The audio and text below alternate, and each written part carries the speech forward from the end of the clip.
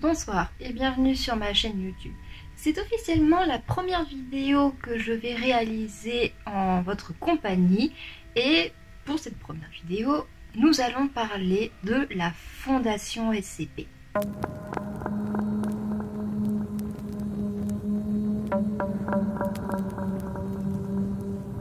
Cette vidéo sera séparée en deux parties. Dans la première, on va traiter de la légende de la Fondation SCP.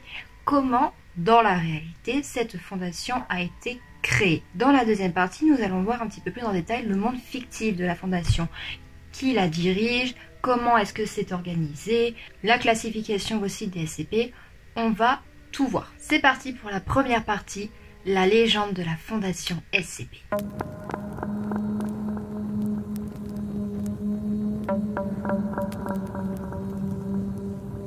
La Fondation SCP est une organisation secrète gouvernementale qui a pour but de capturer des objets, des hommes, voire des créatures avec des capacités paranormales. Le but étant de les contenir afin de pouvoir protéger la société ainsi que notre vision de la société pour éviter qu'on s'aime tous à la panique générale. Quand on voit la plupart des SCP, s'ils existaient vraiment, ça serait l'apocalypse.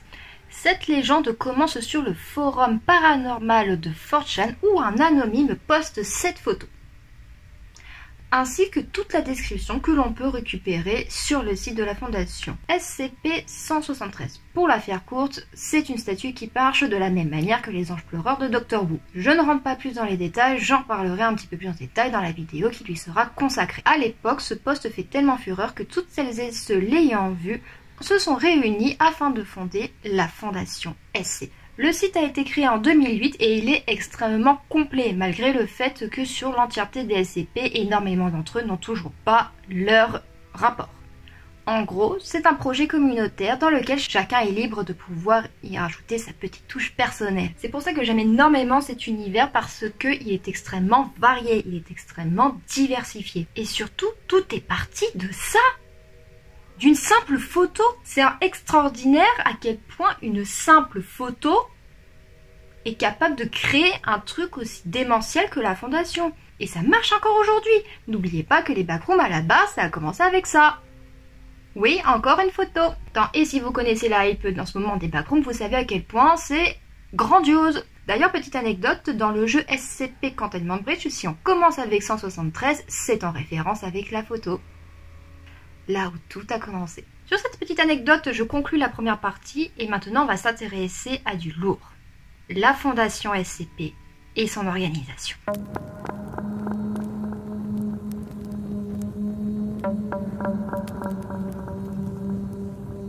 La Fondation SCP est une organisation dirigée par 13 personnes qu'on appelle soit par leur matricule 05-1 à 05-13 ou par les noms qui leur ont été attribués. Ces derniers forment le conseil 05 et prennent l'entièreté des décisions en ce qui concerne la fondation. Ces derniers ont un secrétaire qu'on appelle l'administrateur qui fait le lien entre le conseil 05 et l'entièreté des autres sites de la fondation. Les sites, ce sont les lieux dans lesquels les SCP sont confinés et où les employés de la fondation travaillent. Parmi ces employés, on peut retrouver trois types de personnes. Il y a les agents de sécurité qui sont chargés, comme on l'a dit, de la sécurité. Les scientifiques qui s'occupent principalement des SCP qui leur sont attribués. Ces deux types d'employés sont salariés de la fondation, ce qui n'est pas le cas du troisième. Comme on a vu dans la première partie, la fondation a pour but de confiner des entités ayant des capacités paranormales. Mais c'est pas tout! Elle a aussi pour but de faire des expérimentations sur les SCP dans le but de les comprendre, le tout sous la surveillance des scientifiques.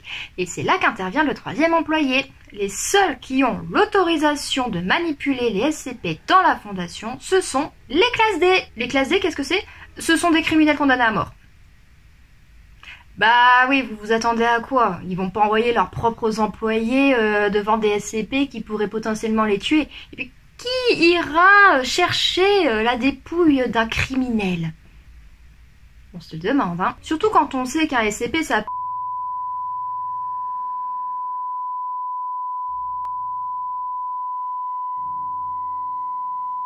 encore manger des gens. Surtout en sachant que les SCP en question sont classés par dangerosité. En commençant par les SF, qui eux sont inoffensifs si on respecte le protocole, à ce stade même les scientifiques sont capables de les manipuler, aux Keter qui eux sont littéralement aussi la toute vie sur Terre, et qui sont extrêmement compliqués à mettre en quarantaine. Et entre les deux, on retrouve les Euclides qui, eux, ils sont dangereux, même lorsqu'on respecte le protocole de sécurité. Il y a aussi 4 autres classes qui, elles, je ne vais pas les mettre dans la grille de dangerosité parce que concrètement, il y a pas de place pour elles, on sait pas trop où elles se situent et de toute façon, elles sont pas très connues. La première classe s'appelle Thaumiel. Elle regroupe exclusivement tous les SCP qui ont été créés par la Fondation. Oui, tu as bien entendu. En même temps, qui n'a pas rêvé de construire sa propre machine à voyager dans le temps? Ils l'ont fait.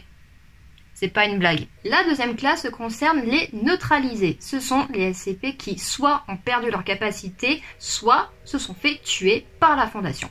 Car oui, il y a certains SCP qui sont tellement dangereux que la Fondation décide de les éliminer une bonne fois pour toutes. La classe des expliqués, ce sont les SCP qui, il fut un temps, ont pensé que leur capacité était plutôt paranormale, mais aujourd'hui la Fondation et la science sont capables d'expliquer ces phénomènes. La dernière classe concerne les SCP de type ésotérique. Alors eux sont un peu particuliers, ça regroupe 2 types d'SCP. Les premiers, ce sont ceux qu'on ne peut pas confiner à l'intérieur d'un site SCP. Il leur faut une structure propre à elles pour pouvoir être confinés correctement. La deuxième, ce sont les SCP qui ont la capacité de pouvoir modifier quand elles veulent les documents qui les concernent. La Fondation est donc obligée d'écrire des rapports un peu particuliers concernant ces SCP, sinon ils risquent de foirer l'entièreté des dossiers. Ce qui peut être très chiant. D'ailleurs, je sais pas si vous aviez remarqué, mais il y a un petit vide ici, là. Entre Keter et... le vide, en fait. C'est normal, parce qu'en fait, il y a une classe qui est en cours de validation par le Conseil 05. Ils débattent encore sur si c'est nécessaire de la nommer ou pas. Cette classe, du coup, s'appelle Apollyon, et elle regroupe également 2 types de SCP. Les premiers, ce sont tous ceux qu'on peut pas confiner. Pour X ou Y raison, je sais pas, peut-être qu'ils sont beaucoup trop grands, ou peut-être qu'ils sont dans l'espace, je sais pas. La deuxième, par contre, est un petit peu plus particulière. Non, ce sont les SCP qu'effectivement on peut pas confiner, ou qui sont confinés, mais avec des techniques dont la Fondation ne peut pas reproduire, parce qu'elles ont été découvertes déjà confinées, et là, on est juste en mode... on maintient le confinement comme on peut, même si on n'est pas sûr que ça tienne. Le problème avec ces SCP, c'est que si jamais ils se déconfinent ou si ils pètent un câble ou quoi que ce soit, ça déclenchera inévitablement la fin du monde. Charmant, n'est-ce pas? Voilà, vous savez tout maintenant sur l'organisation de la Fondation, que ça soit fictive ou réel. J'espère que cette petite vidéo vous aura plu. J'espère que j'ai été assez claire dans mes explications. Auquel cas, vous avez les commentaires pour me dire si jamais j'ai oublié quelque chose. Il n'y a pas de problème. Sur ce, je vous souhaite une agréable nuit et faites de beaux rêves. Attention à l'apocalypse. I am the cure.